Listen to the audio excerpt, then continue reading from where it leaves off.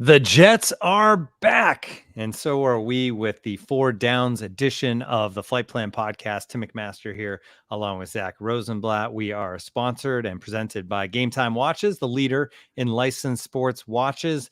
Just as we predicted, Zack, just when you wanted to just count out this team and move on and get on with your life here in early November, they pull one out against a team that they did the same thing with a year ago, where it's a good football team. For whatever reason, they are, I think, officially now in CJ Stroud's head. I mean, 2 straight years where he's just bad. Part of it last night, obviously, missing his number 1 and number 2 receiver weapon. That's a big deal. You could see it, but he was not good. He was not sharp. He was inaccurate. But the Jets came up with some big plays when they had to. The catch of the year, which we will get to. We talked about it, though, before we get to 4 Downs. We talked about it a little bit. The ticket prices were way down. What would the crowd be like? It literally took like 3 offensive plays for the boos to come out. Yeah. But collectively, it seemed like in the fourth quarter, the vibes were pretty good in the stadium. But that you don't always get a full read on it from like the television, because TV cameras can zoom in on like 6 excited people in a stadium of 50,000 people who are rolling their eyes. So you were there. What was the energy at the beginning, energy at the end? I mean, the boos came early, and then the sell the team chants started before halftime. They came multiple times. You know that Woody Johnson was not happy about that. And you know, that first half was as bad as it gets, and it felt like we were headed towards like just full-blown disaster. Like Patriots game was a disaster, and then this would have been like the next step deeper into the hole they already dug themselves. And you know, would this locker room started crumbling? Like, would people have been fired? Like, I don't know, but it looked really, really bad, especially when people are chanting "sell the team." Like, you know, that hits Woody in the heart.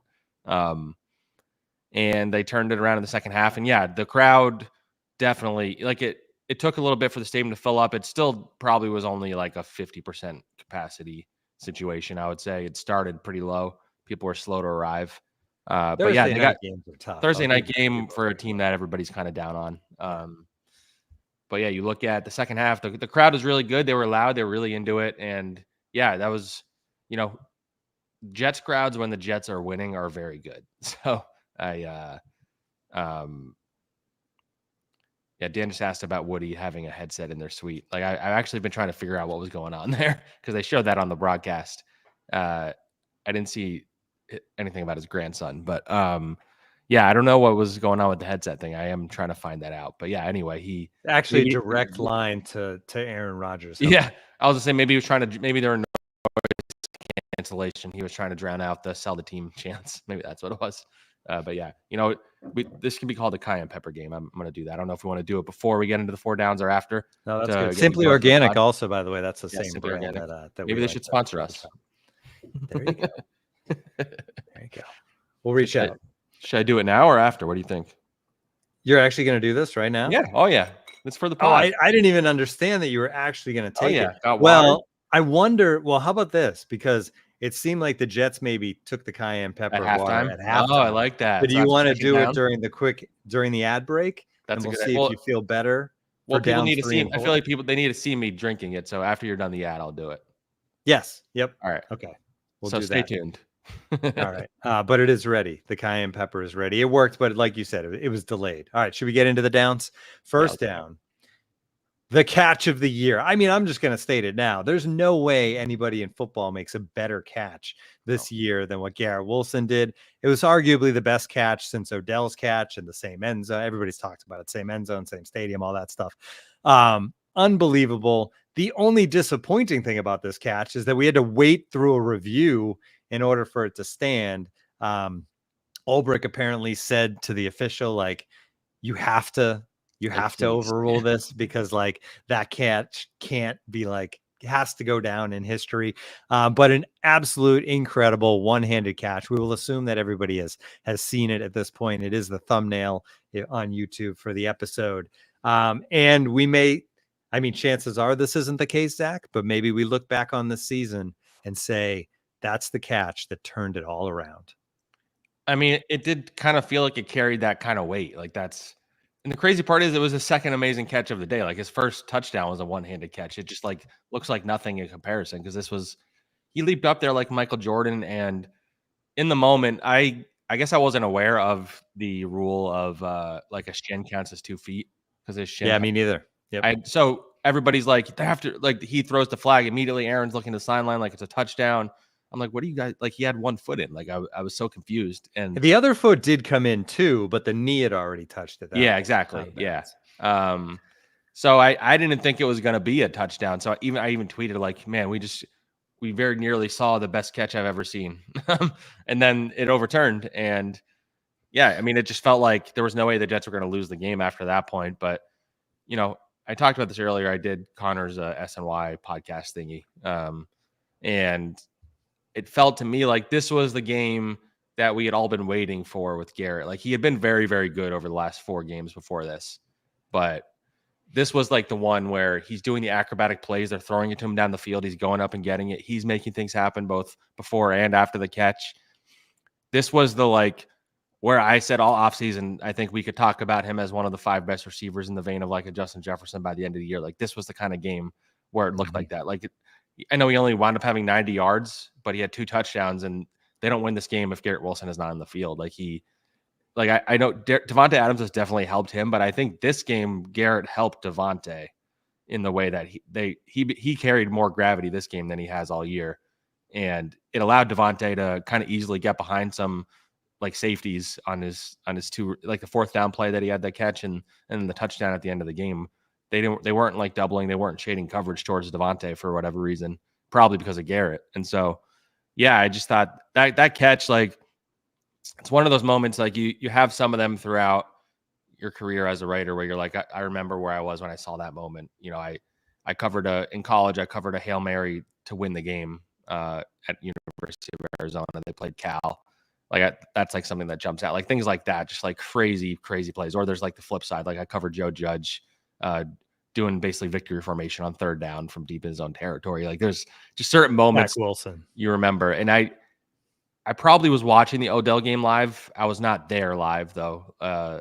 So this was the best catch I've ever seen in person. Like just the way he contorted his body, the way he literally looked like the Air Jordan logo.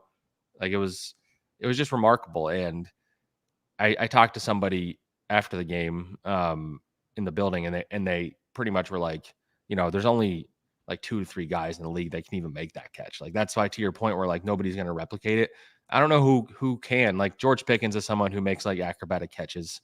You know, you have the star guys like a Justin Jefferson or Jamar Chase, like guys like that. But I just think Garrett consistently, and people forget this maybe, but there's so many plays where it seems like he makes an amazing catch, but he's like just out of bounds at the sideline. Like there's so many times where I'm like, oh, how did he haul that in? But then he's like, oh, one of his feet was out of bounds. And there's been a lot of those what if moments. And Garrett even alluded to it. He's like, I was really hoping it wasn't going to be another what if moment. He's like, guys were gassing me up too quick. I'm like, well, let's wait and see if it goes through. And then it did. And he had a cool story. And this was like the whole lead to my story last night about how he remembers watching the Odell game on his couch in Texas with his dad, who was a Cowboys fan at the time. And Odell Beckham makes that catch, and they're like going crazy. And his dad is upset because he's a Cowboys fan. And like the crazy part is, 10 years later, because that was in 2014, 10 years later, Garrett, same end zone, same stadium, opposite side of the end zone, but same stadium. He has his moment where like there's probably a kid somewhere watching that and being like, holy crap, that was so cool. Because this was a primetime game also. That was a Sunday night game. This was a Thursday night. In what otherwise was a very sloppy, ugly, as they always are on these Thursday nights. Like that was just like such a cool one where universally everybody in the league was losing their mind. Aaron didn't really take credit for it, other than like, he's like, if they go, I forget what his phrasing was, like, if they go one-on-one with him, I want to find him. And Garrett was like, I'm really hoping that Aaron throws it up for me if they go one-on-one with me. And that's what happened. And it was Kamari Lassiter was the one covering him, not Derek Stingley. A lot of the plays were when they threw away from Derek Stingley. But yeah, Garrett, like, it just feels like he's about to just ascend in a way that we didn't expect. Like over the last 5 games, he's been one of the 5 best receivers in the NFL. I tweeted this, like his stats over the last 5 games project out over their full season to like 1,700 yards and like 15 touchdowns. And he's currently on pace in general for, I believe, 178 targets, which would be a Jets record. I don't know if he'll reach that because Devontae is starting to get into a groove with Aaron. So might not see him getting like the 10 to 15 target games, but like Garrett saved this game. He helped Aaron get into a groove. He's the reason the offense woke up in the second half. He was the cayenne pepper that they needed to reignite their offense. And if they can carry this in the next week, like we've seen this, as you mentioned, that's why I'm kind of trying to like rein in the excitement, because this happens every year. It happened literally almost the same way last year with the Texans. They come out, they have a great game against a team they're not supposed to. I mean, they were technically favored, though. I don't know. I mean, maybe Vegas knew something we didn't, but like a game they're probably not supposed to win, they come out and have a really good game, and they don't build on it in the future. Like we need to see them build on this, other than them just saying we're going to build on it. They have 10 days of rest, much needed after the schedule they've had. And they only play 2 games in November, I believe, which is pretty crazy considering they played it felt like they played 10 games in October. So, but yeah, anyway, like Garrett, just an absolute star and ascending into the player that I thought he was going to be this year. You're on mute. He even had the catch. I think it was in the first half. It was a quick out into the flat, and it was way off the mark from Rodgers. Yeah. And he made a crazy, like, contorted his body to make the catch. Now, it wasn't a big gain, and if it had been incomplete, it wouldn't have been that big a difference. But it probably was good mentally for Rodgers to be like, well, that was a completion, when early in the game there weren't a lot of them. But it just goes to show, just like that sick. That range, they call it the catching range. His range is unbelievable. All right. Second down. Man, there was still a lot of mistakes in this game, and just like, terrible ones. Roughing the kicker early on the punt when they stopped the Texans. That one didn't burn them because the Texans drive down the field into the red zone, but Quinnen, who we'll get to in a little bit, forced the fumble, strip sack, and they get the ball back. Malachi Corley, man, like, we haven't heard from him all year. Yeah. They do this reverse to him, and it's like he's shot out of a cannon. Like, it was awesome. Okay. Yeah. For a moment, I think we were even texting, like, well, that doesn't look good for the coaching staff. Like, that this guy, you finally get him into the game and he looks incredible, but then, he drops the ball on purpose on the way into the end zone, which, like, you see happen like every 3 seasons somebody does that. Nobody ever learns. It's been multiple times this season, though. There was another one pretty recently. And the one thing I was going to say is, like, it's your first career touchdown, man. Hold on to the football. Like, keep it. Not just because you make sure you score, but literally, like, hold on to the football, carry it back to the sideline, tuck it in a bag, keep that football. It's your first career NFL touchdown. And oh my God, at that point, I thought the game was over. But credit to the Jets for picking themselves up. And then the other one, it's funny that 2 of these 3 complete nonsense penalties didn't lead to anything. The other one actually helped them, right? Which was Eric Watts on the field goal late. Gets the unnecessary roughness for going over the center. They hit the field goal. They always say, don't take points off the board, Zach. Yeah. The Texans take the points off the board. They get down inside the 10, I think. And then they doink. It was all part of Eric Watts' master plan. He knew what he was doing. So that actually helped. That penalty actually helped the Jets. But, a lot of the same mistakes. If they're going to keep doing that, they're not going to win these games. Yeah, I mean, it was as ugly of a half as they've had, which is saying something because they've had some ugly ones. And, like, there was even small moments that, like, are forgotten in time because there was these, like, obvious big ones. Like, there was a play in the first half, a screen to Tyler Conklin. He gets hit right away. On the replay, you see Mike Williams, like, didn't know who he was supposed to block. Like, he was just kind of, like, running aimlessly. Like, another game where Mike Williams pretty clearly, like, just is not adapted to this offense. Played, like, 40 snaps, and I think he got 1 catch. You have that. You have, Thomas Morstead has this amazing 75-yard punt. The cayenne pepper's working. Pins it at the 2. Like, literally, like, one of the best punts I've ever seen. 75 yards is insane. And then the Texans just work their way up the field, 98-yard scoring drive right after that. You have Sauce Gardner, struggling to tackle again. He gets beat down the field. It seems like he gets banged up a little too often lately, and then he comes back into the game. Like, a lot of times it happens when he has a bad play, but Sauce had some bad moments. Aaron Rodgers missing Devontae was brutal.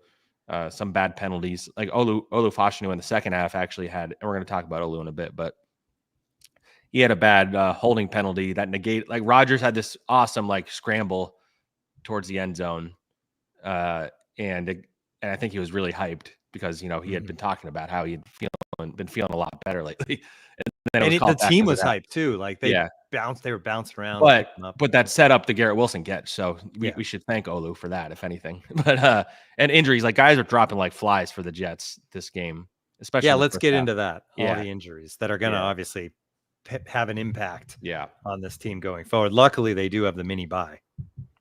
Yeah, so at various points, you had Will McDonald leave the game. You had DJ Reed leave the game. I think he got checked for concussion. You have Sauce Gardner who left the game.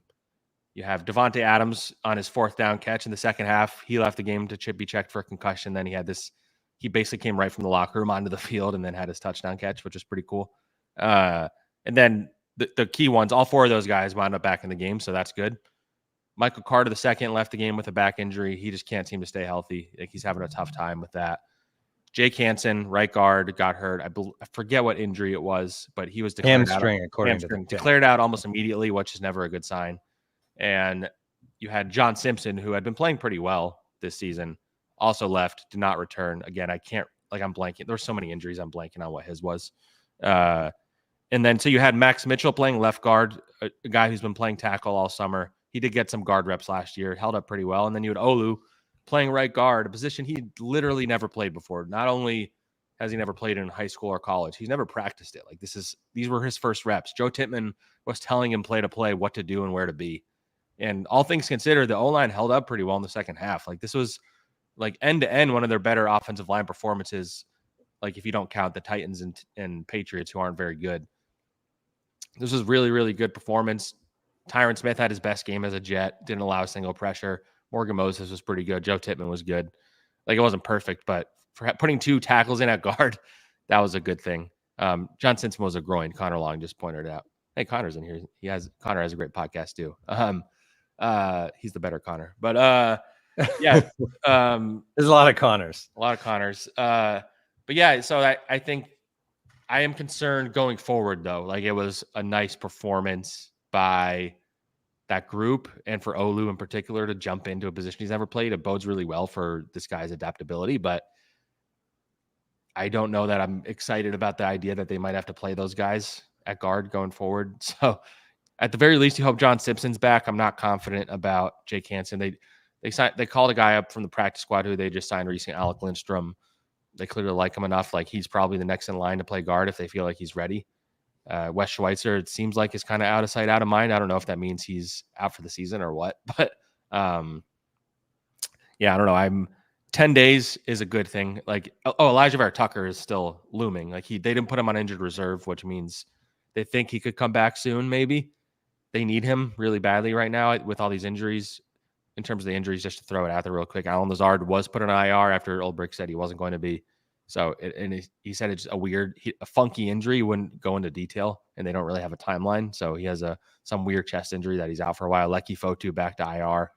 Been a tough season for him injury wise, but yeah, the O-line played well, but the injuries are definitely like it doesn't really count as sloppiness, but we're lumping it in here because it's like the negative down that we're talking about. Yeah, I'm concerned about the interior O-line in terms of their health. All right, we're going to be back with the defense after this minute, but first a quick break to talk about Game Time Watches before we're psyched to be working with our first sponsor here, Game Time Watches. You can save 25% at GameTimeWatch.com using the promo code NYJPod25. Couple of products to check out: the New York Jets Gotham City Football stainless steel watch. We've shown that on the podcast. It's beautiful. Comes in a tremendous decorative luxury case. There's only 500 of these made, so also a limited edition situation. Shock resistant, water resistant, Myota movement, and then also the Jets watch and wallet gift set. Black vegan leather band on the watch, also the black vegan leather on the wallet itself, 6 interior card slots on that, scratch resistant, mineral glass crystal. There's these Jets products. They also have other sports. Major League Baseball also works with Game Time Watches. Yes, the Yankees didn't quite pull off championship number 28, but they have Yankees watches as well. So the holidays are right around the corner. We're into November. Black Friday is coming, but you can get a great deal before Black Friday. Use NYJPod25 to save 25% at GameTimeWatch.com. Before we get to the next down, Zach, let's see it. All right. If you're not watching on YouTube, Zach has opened the water. I don't know He's if this getting is too the much. cayenne pepper in there. I don't know if that's too much. Swirl Probably it. is. There's no such thing as too much. Oh God. Swirl it around a little bit. Are you going down the hatch, whole thing, or taking I don't know. a sip? I'm gonna decide in the moment, I think. Okay. All right. Cheers, everybody. Here we go. It's a nice, like, almost apple cider color to the water. Oh, drank most of it. Went down about half of it, and then it hits. Oh, right to the back of the throat. Oh boy. I generally don't do amazing with spice either, so maybe this will Luckily clear you my have maybe this will clear my you have a sinuses. secondary This is regular water source. Yeah. All right, so we'll see if Oh God, if Zach's performance improves in the second half of the podcast. Ooh. I feel Third healthy down. all of a sudden, you know? Yeah, third down. The defense was kind of a different defense as far as the Jets go, like bend but don't break. Like the Texans outgained the Jets significantly. Like I think it was 320 to 230, 240, somewhere in that range. But they didn't give up a lot of points, obviously, holding them to 13. And a big reason for that, the pass rush was back. 8 sacks in this game, and they came from everywhere, including Michael Clemens with 2 sacks, a half a sack for Hassan Reddick. But maybe we should focus on Quinnen, who was dominant in this game. Yeah, Quinnen, the last 2 weeks has been what everybody wanted him to be. I think everybody was being probably overly critical of him because, you know, the thing with Quinnen, the thing with Quinnen is that he doesn't always like dominate in terms of like getting sacks or QB hits, but his presence is felt week to week. And so I think he probably was getting a little too much criticism, but these last 2 weeks, he looked like he did a couple years ago when he was an all-pro. Like he was absolutely dominating just about every rep. I think there's something to be said about Hassan Reddick's presence. Like he's clearly made an impact just like being on the field because the whole defensive line is playing better since he got in there. He hasn't really finished his pressures. He did have like 8 pressures, Hassan, which was really good. And Will McDonald, I thought, looked stellar also. Like he didn't actually finish and get any sacks, but I mean, the guy's just having a hell of a season. Like he's been a revelation. And I saw a stat from Next Gen where he like got most of his pressure against Laramie Tunsil, who's considered one of the better tackles in the NFL. But yeah, Quinnen, you know, probably the defensive MVP in this game. Like he was just absolutely stellar. And so, yeah, you know, I just, if the defensive line can play like this, like, look, the running defense was still bad. Joe Mixon ran all over them. And I didn't really understand why Bobby Slowick, the Texans OC, didn't get why they didn't stick with the run because it was working. And CJ Stroud was running all over them. Like, I'm concerned about the Cardinals, and we'll talk about that in the next pod. But like this, the run defense is still left a lot to be desired. But if they're getting this pass rush going the way it is, like, they're going to win some games. And it's hard not to think about, like, if they had Hassan Reddick sooner, like, does that probably wins them at least one more game, frankly. Like, I think his presence on the field just makes a whole lot of difference because you can't double as many guys. And especially now that Will McDonald's as good as he is. So you have those 2 pass rushers on the edge. You have Quinnen, and then Kinlaw can be hit or miss, but he had a pretty good game. So I feel a lot better about the D-line right now than I did a couple weeks ago for sure. Makes you wonder what it would be like if they had Jermaine Johnson healthy. All right. Totally. Before we move on to fourth down, Military Mike with a question. He says, hey, Zach, I feel like reporters let Ulbrich off the hook too easy. We keep hearing accountability, but Corley play, penalties, point to discipline issues. Can we point those back to the previous regime, or how much of that is on Ulbrich at this point? I mean, it's a combo. He is doing 2 jobs. Yeah, he is. You know, I do think the whole I think the whole accountability thing, like they use that word a little too much, and I think to the point where it lost its meaning. Ulbrich saying it over and over again. Like he was even asked about it last week or earlier this week, I guess. I always get thrown off with the short weeks about like how you can preach accountability while, you know, keeping Greg Zuerlein around. And he alluded to something about like accountability is like, you know, you're doing your job right every day and you're doing all the right things and blah, blah, blah, blah. So I do think that maybe they've overblown the accountability thing a little bit, but On the flip side, like with Corley specifically, like if it was another player, I think you bench him or you punish him or whatever it is. But like this kid's barely played this year. He's a rookie on a national stage. He kind of embarrassed himself. Like I don't think you need to discipline him. I think this is a learning lesson for him. You know, Aaron Rodgers didn't really sugarcoat it. Like I think everybody else was kind of soft playing it a little bit. You had Tyler Conklin being like, shit happens, but you know, it's how you bounce back from adversity. And you have Jeff Ulbrich, you know, saying he's learned his lesson. He's never going to do this again in his career. I can guarantee you that. And like he said, he told him that you gave this one up, but now you owe us one. Rodgers that's a good way to Rodgers called it like silly. And he alluded to like, I talked about wanting to get 28 points, and I still think that we got 28 points. If you don't, Rodgers was going nuts on that play too. Like it was really cool actually to see Rodgers' excitement for Corley to get that moment, and then for it all to be washed away was sad. Yeah.